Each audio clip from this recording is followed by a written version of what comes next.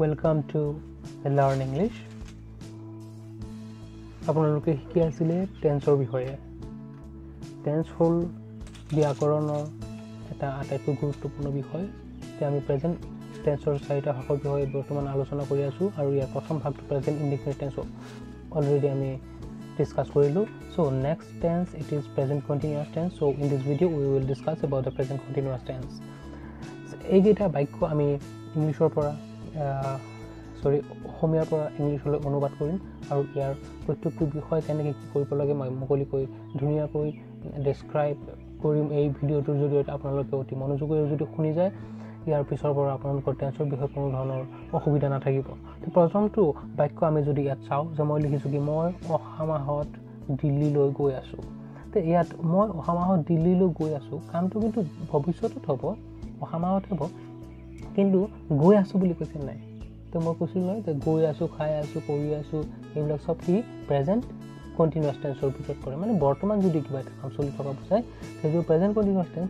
ইয়াত যে কৈছে মই অহা মাহত দিল্লীলৈ গৈ আছোঁ সেইটোতো কণ্টিনিউৱাছত বুজাইছে নহয়।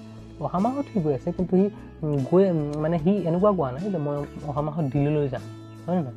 সি কৈছে কি যে মই অহা মাহত দিল্লীলৈ গৈ আছোঁ, গতিকে গৈ আছোঁ, খাই আছোঁ, কৰি আছোঁ, এইবিলাক প্ৰেজেণ্ট কণ্টিনিউৱাছ টেন্সৰ ভিতৰত পৰিব। গতিকে এইটো প্ৰেজেণ্ট কণ্টিনিউৱাছ টেন্সৰ নিয়মমতে আমি কৰিব লাগিব। ইয়াত আমি কৰিবলৈ যাওঁতে আমি কি জানো যে প্ৰথমত আমাৰ কি প্ৰয়োজন হয় যে প্ৰথমত আমি কি লিখিব লাগে, ছাবজেক্টটো লিখিব লাগে, তাৰপিছত আমি কি লিখিব লাগে, ভাৰ্বটো লিখিব লাগে, তাৰপিছত অবজেক্টটো লিখি দিলে আমাৰ এটা বাক্য সম্পূৰ্ণ হৈ লিখিব পাৰোঁ। এতিয়া আমি চাওঁ যে মই অহা মাহত দিল্লীলৈ গৈ আছোঁ। ইয়াত আমাৰ প্ৰথমটো বস্তু প্ৰয়োজন হ'ব ছাবজেক্ট। আমি জানিব লাগিব ছাবজেক্ট মানে কি। ছাবজেক্ট মানে হ'ল যিয়ে কামটো কৰে। মই অহা মাহত দিল্লীলৈ গৈ আছোঁ, ইয়াত কামটো কোনে কৰিছে? মই কৰিছে নে অহা মাহত দিল্লীলৈ গৈ আছোঁ? ইয়াত কোনে কামটো কৰিছে? আছোঁয়ে কৰিছে নে, গৈয়ে কৰিছে নে, দিল্লীলৈ নে, অহা মাহত নে, মই? কোনে কামটো কৰিছে? মই। গতিকে মইতো হ'ল ছাবজেক্ট। মই অসমীয়াত ইংলিছত কি বুলি কোৱা হয়? আই। আমি লিখি দিলোঁ আই। এতিয়া চাওক প্ৰেজেণ্ট কণ্টিনিউৱাছ টেন্সৰ আমি বাক্য এটা কৰিবলৈ গ'ল প্ৰেজেণ্ট কণ্টিনিউৱাছ টেন্সৰ কনজুগেশ্যনটো আমাৰ বস্তু থাকিব লাগিব। তো কনজুগেশ্যনটো মই আগতে কৈছোঁ যে কনজুগেশ্যন কেনেকৈ মুখস্থ কৰিব লাগিব। যে প্ৰেজেণ্ট কণ্টিনিউৱাছ টেন্সৰ কনজুগেশ্যন এইটো যে first person I am giving, we are giving, second person you are giving, you are giving, third person he it is giving, they are giving.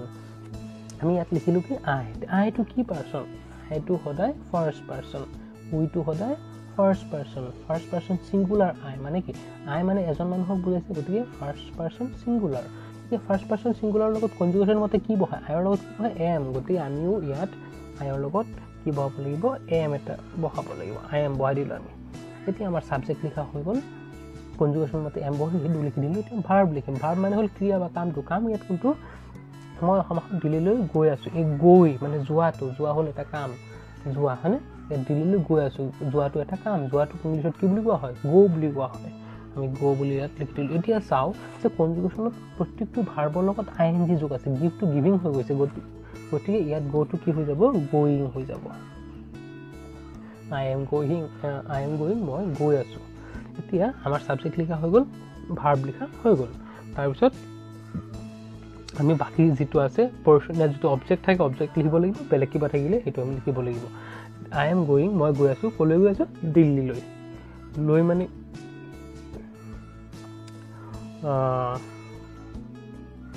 লৈটোক ইংলিছত টু বুলি কোৱা হয়। I am going to Delhi.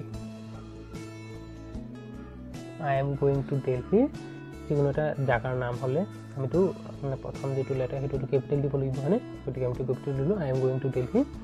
এতিয়া আমাৰ কি বাকী ৰৈ গ'ল ইয়াত যে অহা মাহ। অহা মাহ মানে আমি লিখিব লাগিব next month. MONTH। I am going to Delhi next month হৈ গ'ল আমাৰ বাক্যটো। এতিয়া কেনেকৈ লিখিব লাগে এটা বাক্য গম পালানে? এতিয়া আমি তেনেকেই প্ৰত্যেকটো বাক্য লিখিব আৰু পঢ়িব মানে কি কয় লিখিব আৰু ক'বলৈ আমি শিকিব লাগিব। এতিয়া চাওক তেনেকৈ গ্ৰামাৰৰ জৰিয়তে এটা ভাষা আমি শুদ্ধকৈ ক'ব পাৰোঁ বা লিখিব পাৰোঁ। আমি এনেই যদি কিবা এটা ভাষা আমি ক'বলৈ যাওঁ, লিখিবলৈ যাওঁ গ্ৰামাৰ অবিহনে কিন্তু তেতিয়া আমাৰ বহুতো ভুল হ'ব পাৰে। কিন্তু যদি আমি গ্ৰামাৰৰ সহায়ত আমি ভাষা এটা শিকোঁ তেতিয়া আমাৰ কোনো ধৰণৰ ভুল হোৱাৰ সম্ভাৱনা নাথাকে। আমি গান গাই আছোঁ, ইয়াত এই বাক্যটো আমি ট্ৰান্সলেট কৰিবলৈ যাওঁতে আমি প্ৰথম চাব লাগিব যে বাক্যটো ছাবজেক্টটো কি। ছাবজেক্ট মানে যিয়ে কামটো কৰে। আমি গান গাই আছোঁ, ইয়াত ছাবজেক্টটো কোনটো, কোনে কামটো কৰিছে? আমিটোক আমি লিখি দিলোঁ ছাবজেক্ট। উই এতিয়া উই কি পাৰ্চন ফাৰ্ষ্ট পাৰ্চন এইটো চাওক উই ফাৰ্ষ্ট পাৰ্চনত আছে ফাৰ্ষ্ট পাৰ্চন উইৰ লগত কি বহে কনজুগেশ্যন মতে আমি জানো উইৰ লগত সদায় আৰ বহে আমি লিখি দিলোঁ উই আৰ ছাবজেক্ট লিখা হৈ গ'ল এতিয়া আমি ছাবজেক্ট লিখাৰ পিছত আমি কি নিয়ম মতে কি বহাব লাগিব ভাৰ্ব মানে হ'ল ক্ৰিয়া বা কাম কোনটো ইয়াত আমি গান গাই আছোঁ কাম হ'ল গোৱাটোক ইংলিছত কি বুলি কোৱা হয় চিং SING চিং আমি এতিয়া জানো যে কনজুগেশ্যন মতে প্ৰত্যেকটো ভাৰ্বৰ লগতে ING এটা যোগ হয় গতিকে চিঙৰ লগতো এটা ING যোগ হ'ব গতিকে চিংটো হৈ যাব ছিংগিং উই আৰ ছিংগিং আমি গান গাই উই আৰ ছিংগিং আমি গাই আছোঁ কি গাই আছোঁ এতিয়া এইটো হ'ব কি বুলি প্ৰশ্ন কৰিলে যিটো উত্তৰ ওলায় সেইটো হ'ল অবজেক্ট এতিয়া আমি কি গাই আছোঁ বুলি ক'লে উত্তৰটো ওলাব যে গানটো হ'ব অবজেক্ট গানটোক কি বুলি কোৱা হয় চং বুলি কোৱা হয় I am singing a song এতিয়া প্ৰথম বাক্যটো আমি কৰিলোঁ দ্বিতীয় বাক্যটো কৰিলোঁ আমি তৃতীয় বাক্যটো এতিয়া কৰিবলৈ যাম তৃতীয় বাক্যটো হ'ল যে ৰামে তেওঁৰ লগত কথা পাতি আছে মানে কি ইয়াৰ বাক্যটোত কৈছে যে ৰামে মানে এজন মানুহে কৈছে বৰ্ণনা এটা দিছে যে ৰামে তেওঁৰ লগত কথা পাতি আছে সেই আমি বস্তুটো আমি এতিয়া প্ৰেজেণ্ট কণ্টিনিউৱাছ টেন্সত আছে বাক্যটো এতিয়া আমি কনজুগেশ্যন মতে এইটো কৰিম এতিয়া ছাবজেক্টটো কোনটো কাম কোনে কৰিছে ৰামে কৰিছে গতিকে আমি ৰাম লিখি দিম যে ৰাম হ'ল কি পাৰ্চন চাওকচোন ফাৰ্ষ্ট পাৰ্চন I আৰু উই ছেকেণ্ড পাৰ্চন ইউ আৰু ইয়াৰ বাদে চব থাৰ্ড পাৰ্চন গতিকে ৰামটো থাৰ্ড পাৰ্চন এজন মানুহ হ'লে ছিংগুলাৰ বেছি মানুহ হ'লে প্লুৰেল ৰামটো আছে এজন মানুহ গতিকে এইটো হ'ব থাৰ্ড পাৰ্চন ছিংগুলাৰ হি হওক চি হওক ইট হওক ৰাম হওক যি হওক চব থাৰ্ড পাৰ্চন এজন মানুহ হ'লে ছিংগুলাৰ বেছি হ'লে প্লুৰেল এতিয়া সেইটো ৰামটো থাৰ্ড পাৰ্চন ছিংগুলাৰ গতিকে থাৰ্ড পাৰ্চন ছিংগুলাৰ হ'লে আমি মনত ৰাখিব লাগিব ইয়াৰ লগত এটা ইজ যোগ হয় গতিকে ৰামৰ লগত কি এটা যোগ হ'ব ইজ এটা যোগ হ'ব ৰাম ইজ এতিয়া ছাবজেক্ট লিখা হৈ গ'ল ছাবজেক্টৰ পিছত ভাৰ্ব মানে হ'ল ক্ৰিয়া বা কৰ্ম কাম কোনটো ইয়াত ৰামে তেওঁৰ লগত কথা পাতিছে কথা পতাটো ইংলিছত কি বুলি কোৱা হয় টক বুলি কোৱা হয় TALK টকৰ লগত ING এটা যোগ হ'ব কাৰণ আমি জানো কনজুগেশ্যন মতে প্ৰত্যেকটো ভাৰ্বৰ লগতে ING এটা যোগ হয় ৰাম ইজ টকিং ৰামে কথা পাতি আছে এতিয়া তেওঁৰ লগত বুলি কৈছিলোঁ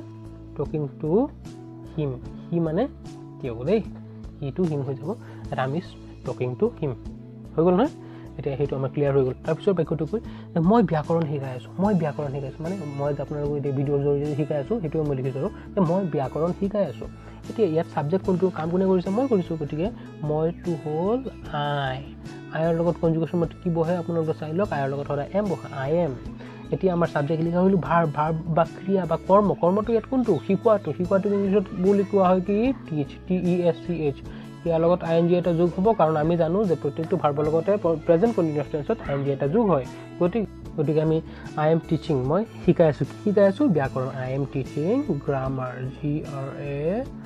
GRAMMAR গ্ৰামাৰ আমাৰ এইটো বাক্য হৈ গ'ল সিহঁত বজাৰলৈ গৈ আছে ইয়াত কাম কোনে কৰিছে দে সিহঁত মানে হ'ল কি দে THE দেৰ লগত কনজুগেশ্যন মতে সদায় কি বহে আৰ বহে দে আৰ এতিয়া ছাবজেক্ট লিখা হ'ল ভাৰ্ব বা ক্ৰিয়া কোনটো যোৱাটো গ'টোৰ লগত ING এটা যোগ হ'ব কি হৈ যাব গ'য়িং হৈ যাব দে আৰ গ'য়িং তেওঁলোকে গৈ আছে ক'ত গৈ আছে বজাৰলৈ টু মাৰ্কেট MARKET মাৰ্কেট গতিকে এই লকডাউনৰ সময়ত আপোনালোকে ঘৰত থাকি ধুনীয়াকৈ ইংলিছ গ্ৰামাৰ অতি ধুনীয়াকৈ শিকিব পাৰিব আৰু এইটো স্কুল লেভেলৰ ষ্টুডেণ্টেই হওক বা কোনোবা 10ৰ ষ্টুডেণ্টেও যদি গ্ৰামাৰৰ বিষয়ে ক্লিয়াৰ নাই তেওঁলোকে অতি ধুনীয়াকৈ চাব পাৰে আৰু এই প্ৰিলিমিনাৰী লেভেল প্ৰাইমাৰী লেভেলৰ এই বস্তুখিনি যদি আপোনালোকে জানে আপোনালোকে ডাঙৰ হৈ যিমানেই শিক্ষাৰ ক্ষেত্ৰত আগবাঢ়ি যাওক কিয় আৰু বহুতো কিবা কিবি নিজে শিকিব পাৰিব কিন্তু এই আটাইতকৈ সৰু বস্তুখিনি গ্ৰামাৰৰ যিখিনি সৰু নলেজ এই বস্তুখিনি কিন্তু মেইন এই বস্তুবিলাক জানিলেহে আপোনালোকৰ লেংগুৱেজ বা ভাষাটো ডেভেলপ কৰিব পাৰিব উন্নত কৰিব পাৰিব গতিকে আজিলৈ ইমানেই পিছত আমি নেক্সট ভিডিঅ'ত প্ৰেজেণ্ট পাৰফেক্ট টেন্সৰ বিষয়ে আলোচনা কৰিম আৰু যদি আপোনালোকৰ এই টেন্সৰ ধাৰণাটো ক্লিয়াৰ হোৱা নাই আপোনালোকে চিৰিজত গৈ আগৰ ভিডিঅ'কেইটা চাওক ইয়াৰ পৰা আপোনালোকৰ ধাৰণাটো অতি সুন্দৰকৈ আৰু মানে সহজ হৈ পৰিব গতিকে ইমানতে ৰাখিলোঁ আজি ধন্যবাদ